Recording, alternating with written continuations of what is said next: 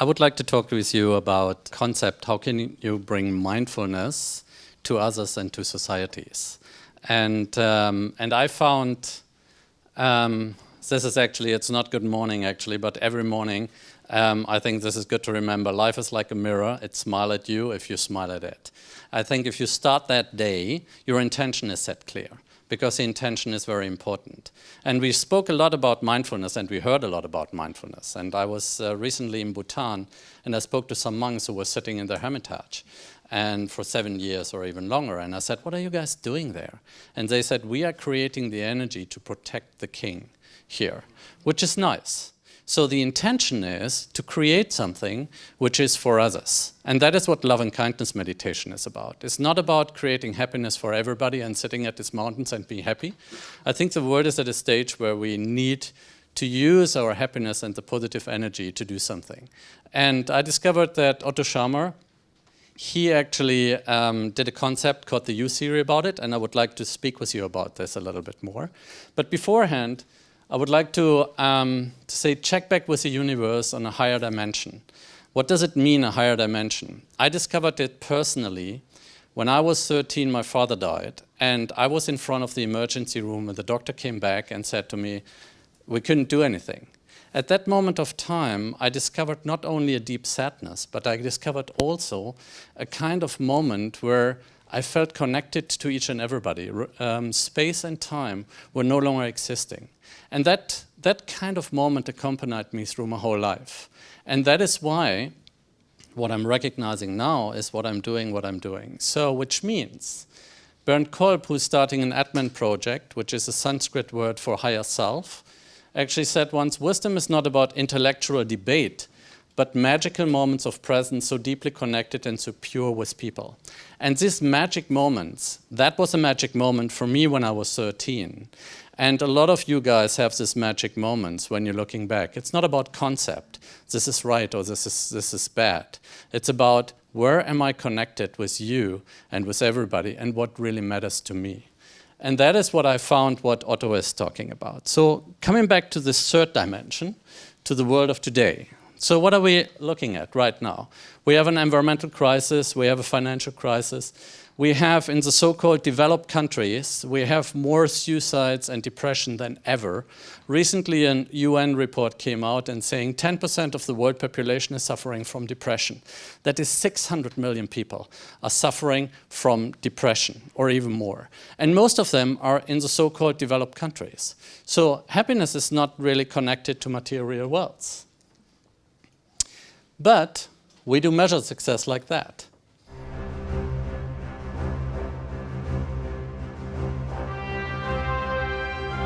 Too much and for too long, we seem to have surrendered personal excellence and community values in the mere accumulation of material things. Our gross national product now is over $800 billion a year. But that gross national product, if we judge the United States of America by that gross national product counts air pollution and cigarette advertising and ambulances to clear our highways of carnage. It counts special locks for our doors and the jails for the people who break them. It counts the destruction of the redwoods and the loss of our natural wonder in chaotic sprawl. It counts napalm, and it counts nuclear warheads and armored cars for the police to fight the riots in our cities. It counts Whitman's rifle and Speck's knife, and the television programs which glorify violence in order to sell toys to our children. Yet the gross national product does not allow for the health of our children, the quality of their education, or the joy of their play. It does not include the beauty of our poetry, or the strength of our marriages, the intelligence of our public debate, or the integrity of our public officials. It measures neither our wit nor our courage, neither our wisdom nor our learning, neither our compassion nor our devotion to our country. It measures everything in short, except that which makes life worthwhile. And it can tell us everything about America, except why we are proud that we are Americans.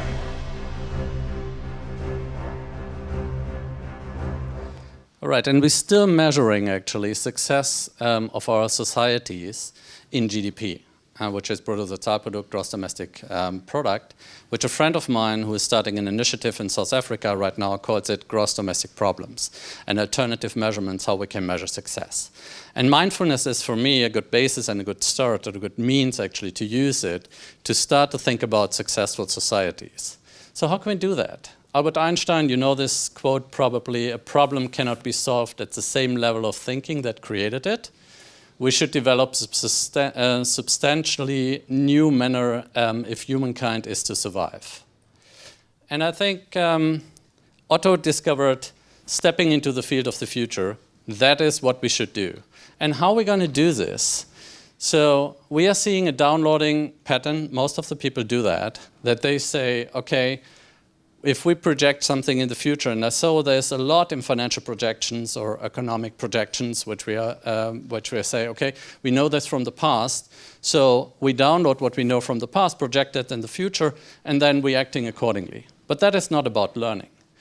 So we have to see with fresh eyes, we have to sense from the field, we have to present in connecting with the inner source, and that is the moment where you really let go, where you be in the present moment, and then you let come. You let come from the emerging future, crystallize the vision and intention in acting and prototyping, and that comes to a new circle of performing. That is innovation. So we are now currently, the world is facing three major divides. An eco divide, a social divide, and a spiritual divide. And that's the iceberg model, which, why an iceberg? Because we have the he looked at it with Peter Senge from the MIT in Boston as well, and the systemic view. So the underlying forces is not to be seen. So the refugee crisis, for instance, is a good example. We have people who wants to keep them out, and we have people who wants to deal with the problem. But we have seldom a look at it to see where is this problem coming from? What is the systemic framework and the underlying forces which has driven this event to come out at this moment of time? And Otto is saying, okay, we are seeing currently an eco-divide. We are completely destroying our nature right now. So we are not connected to the nature, which means we are using 50% more resources than the world is able to regenerate. That is not a sustainable way how we continue our life. And that is actually also one reason, even though I'm with Google right now, why I left Google, because we had such a tremendous percentage of growth expectation in the sales department that I said, this is not sustainable. We should ask ourselves, if we really want to create a better world, why are we doing what we're doing? And is it meaningful that we're striving for 20+% growth year over year? So we have an eco-divide destroying our nature. We have a social divide. OECD came recently out in Oxfam with a research saying that 62 billionaires of this world owns more wealth than the 50% of our bottom population. So 62 people/families have more wealth and money than 3.5 billion people in this world. And it's getting worse. So the question here is that really sustainable? Is that something we would like to go on forever? Which is not possible. We have a spiritual divide, and this is where mindfulness comes in. So what we see is that we are no longer connected to ourselves. Our mobile phone is a good example. I'm often saying we're living in a world with a lot of zombies right now, and when I spoke in Mountain View with the Singularity University, they want to implant this mobile phone in forms of a chip into their brain. And said in 5 to 10 years, Alfred, everybody has a chip in his brain which is governed by artificial intelligence, connected to all information in this world. And at this point of time, nobody makes bad decisions anymore because it's very rational. And I said, what you guys are doing is you have an image of humans like an accumulation of proteins and molecules. But I believe in the heart energy, what we have. And there is where really innovation and creativity comes out. So don't underestimate that. But we don't have that. So the spiritual divide sees clearly that we have an increasing amount of suicide rates in our so-called developed countries. And we have an increasing rate of depression in our so-called developed countries. I would like to go quickly through this. The underlying structure, the acupuncture points. We have, I said that 1.5 planet footprints. On the financial side, may be interesting that we have right now the financial issue we have in the world. There's 1.5 quadrillion dollars trading volume. 2% of that is going straight back into creating jobs and creating really concrete issues. The rest is going back into money creating money system. And when I'm talking right now to investment bankers in New York, they all tell me in the next 2 to 5 years we will see an economic and financial meltdown which will probably be much worse than what we experienced in 2008. And I said, okay guys, if you know that, what are you guys doing against it? And they said, we don't know, Alfred. You know, and some people say, well, I'm buying myself a farm in Panama, or, you know, I'm trying to get a little bit of farming here and a little army to protect my wealth. But this will not work. I believe that we have, from the bottom up, really to rethink how we want to live and work together in the future. And this is really fundamental. And I think there is a window right now. We're going to have an opportunity right now for the next 2 to 5 years where we decide how the humans will live, our race will live in the next 100 years. And if you don't believe me, look at what Stephen Hawking recently said. He sees the threat of the underlying technology, what is happening right now, might be the end of human mankind currently. Because what is happening is that you are looking into technology as a solution for each and every problem. You are not looking into yourself. You are not discovering your own kind of potential, what you have, and decide consciously when and what kind of technology you want to use. What will happen is that if we see that unconsciously coming, that the technology at a certain point of time will decide how to use humans. So there's an economic evolution to this as well, which Otto brought into space. Is we have, you know, the communal, which is Mother Nature, self-sufficient, nature capital, indigenous wisdom, community survival. And we are right now living in the 3.0 society, which is a social market regulated society. Beforehand, we had the free market. The free market was like Thatcher and Reagan said, look guys, you know, everything is free and here the market decides by itself. But this comes with a tremendous material wealth and growth. But it also comes with slavery, it comes with nature destructions, and it comes with all this kind of stuff. So then they said, yeah, maybe not good. So we have to evolve into a 3.0 social market society where we're living right now. And the question in our 3.0 society is about how can we dominate an ecosystem? And inside the ecosystem, we are socially. So we are working with governments, we are working with unions, and we are working with all this kind of people. And we're trying to create a win-win situation, but with the intention and the aim to dominate this ecosystem. That is where we are right now. I personally believe that we have to come to the 4.0 society where it's no longer about dominating an ecosystem and being in a competitive field. It's really about how can we collaboratively live together on this planet. And there are certain initiatives in this world. One is in Oakland, in California. There is an initiative called BALE, Business Alliance of Local Living Economies. And Michelle Zhang, she started once an eco-restaurant where she went to the farmers and said to the farmers, I want you to produce ecological products so that I can sell it in my restaurant. And they did that. She became very successful. She created another restaurant, another restaurant, another restaurant. So, and then she became very wealthy and then said, oh, I became very wealthy, but this is not really what I wanted. What I wanted is to change the world. So how can I do that? So she said, I don't want to dominate my ecosystem. I want to share that with my competitors. So she went to her competitors and she said, look, you know, I want to share my story of success and how it works. And I would like to collaborate with you and work together with you. So you can become successful as well. So we can change the ecosystem here. It's not about creating money. The focus is away from money and from transaction. The focus is on generosity and what kind of capital, which means relationship and community, can we create. And that is mindfulness on a higher level. And that is, I think, what the next generation needs, or what we need to prepare for our next generations. So how to do that? It's a social evolution. This is on the left-hand side. You see the first one is the field where the dot is in the middle is, I decide. It's this kind of dictatorship, I decide how to go. The next one is, you see the ecosystem awareness. You go on the dots and you see what the ecosystem is happening, but still you are very dominating in yourself. And then the third one is you're going out, it's stakeholder awareness. You're becoming aware about the stakeholders. It's not only about shareholders and yourself, it's also about stakeholders. And the 4.0 awareness is a letting go awareness. It's about, it's about how can we create a trustful kind of living together in community.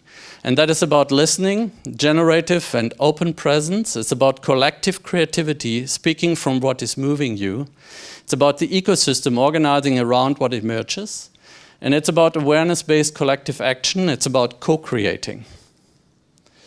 So, as individuals, we must begin to pay attention on our self-awareness. That's the mindfulness part. So what is happening in me? But sometimes mindfulness leads you to a very ego-driven part. I often say that when I spoke to Mathieu Ricard about a couple of months ago, he said to me, Alfred, a sniper or a psychopath can be very in the present moment and very mindful because he has to, but the compassion element is not there. And that is what's so important, to combine mindfulness and compassion. Compassion means you bring your energy to the others. And in your circumstances, so where you are, and how can you bring this kind of positive energy to others? How can you initiate something like that? So the next one is we have to go from discussion to dialogue. Discussion is about, I come with my opinion and I want to convince the others to go with my opinion. Dialogue means you go into a kind of meeting with an open mindset and you want to create a dialogue where everybody is speaking and you are open to let go your opinion as well. And the third one is about networks of networks, stepping out and seeing what is currently happening there. So Bob Keegan, a Harvard professor, he sometimes said people, and he divided it like there's Piaget who has certain development levels. So he divided the development levels, and he said that people, and what is supported by our society right now, is a level of 6, where people said, how can I make the things right? So people who are planning in the future can put yourself in the shoes of somebody else, and this is a CEO type of people. But the level 7 or level 8 are people who are not asking themselves, how can I make the things right? They are asking themselves, am I doing the right things?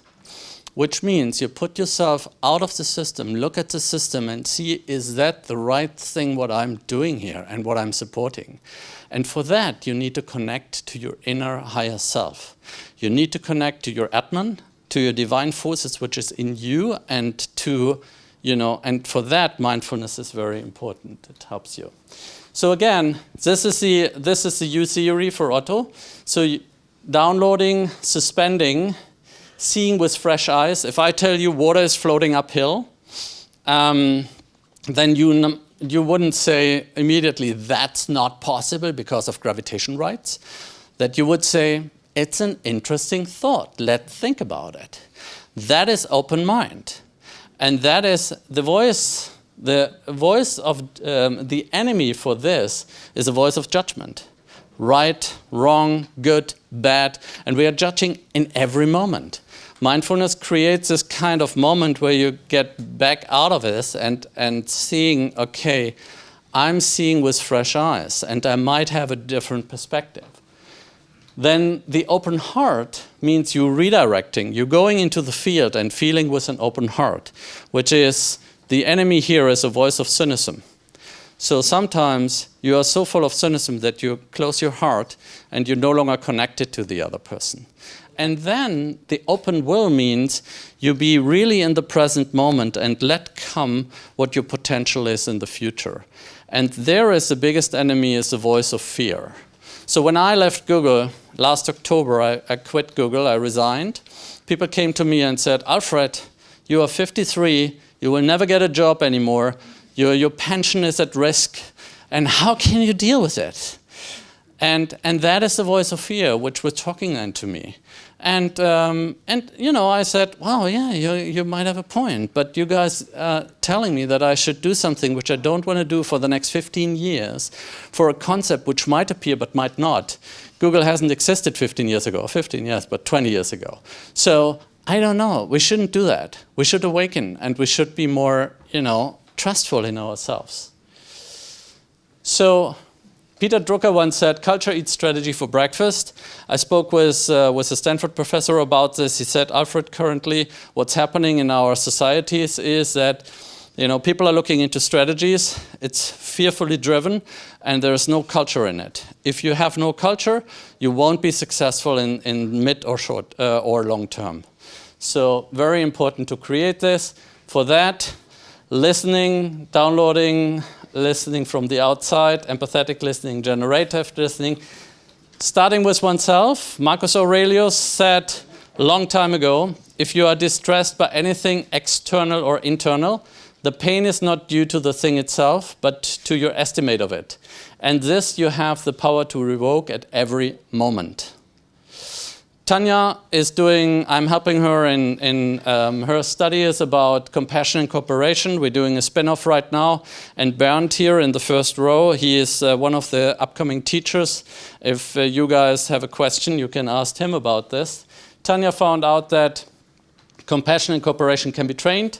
And through her program, communication and social intelligence goes up, positive effect goes up, brain plasticity goes up, stress goes down, cooperation goes up. This is important because what she did is not only that she scanned the brain and saw that there is a plasticity in the brain and that the certain threads in the brain for compassion and for empathy is growing, but also that the social behavior is changing behind it, that they did tests around this, and then emotional regulation goes up. So last video, and if I'm happy before I die, I will be after 2. That's a good finishing of my talk, and let's do that.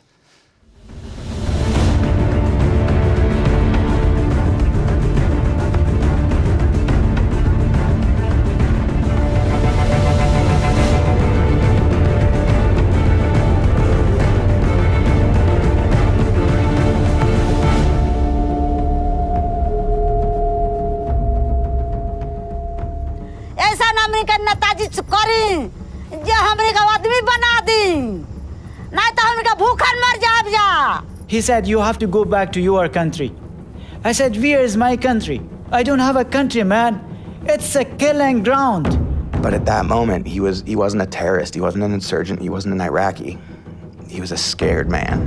تقدر تسامحيني ده انا قتلت بيك او خيك وما في قانون حسبني؟ بتسامحيني؟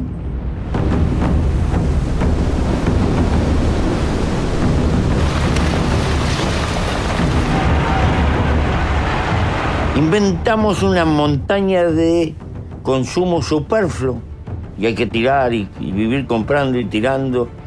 Y lo que estamos gastando es tiempo de vida.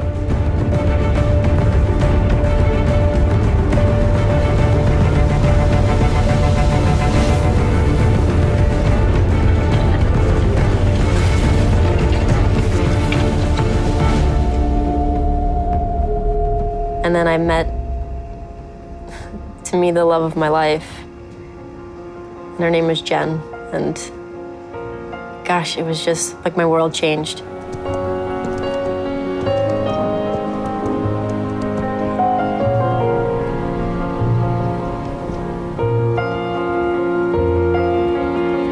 Sumulin na panin mo. Lady Nino.